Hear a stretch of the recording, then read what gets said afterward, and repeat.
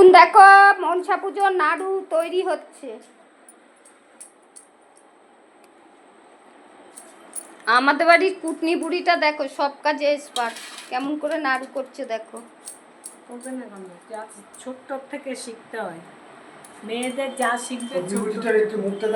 কুটনি বুড়ি একটু মুখ উঁচু কর।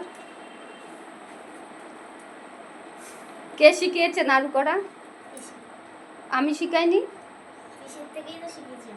বাবা কি মিথ্যে কথা বলছে দিদি, দেখ তুই পারিস, তুই শিখাবি। আমি নাড়ু করতে পারি না। কে? সবকিছু শিখেছে আমার কাছ থেকে। আমিও পিসির কাছ থেকে শিখেছি। তুই ঝোলের লাউ অম্বলের কদু, পিসির কাছে আসলে পিসির মতো, আমার কাছে গেলে আমার মতো। সেটা তুই কি পারিস আমাকে বল, কি পারিস তুই? আজকে রান্না করছিস, আদৌ খেতে পারবো কিনা আমি জানি না। ছি ছি ছি, কি অবস্থা।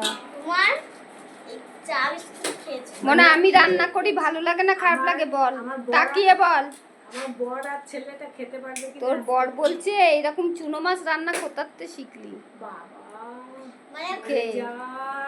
খেয়ে বলছে তার মানে খারাপ হয়েছে তাই বলছি। খারাপ হয়েছে।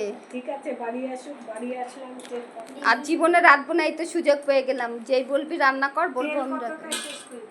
তেল 500।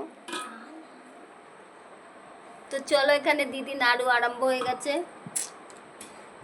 আর আমাদের এখন পিঠ মাজা সবার ব্যথা হয়ে গেছে, পিঠিতে একটু ঘুরবো। পিঠ মাজা ব্যথা হয়ে গেছে? ব্যথা হবে না? কোন সকালে বসে বাঙালিকে কোনোদিন ভালো করতে নেই। এত কষ্ট করে রান্না বান্না করে দিলাম, বলছে কি যে তুই হলো রান্না ভালো করিস না, আবার এদিকে আসলে কাজ করতে হবে, রাঁধতে হবে, আর বলবে কি ভালো না। তো আর রাঁধবো না, গাইস তোমরা সাক্ষী থাকলা।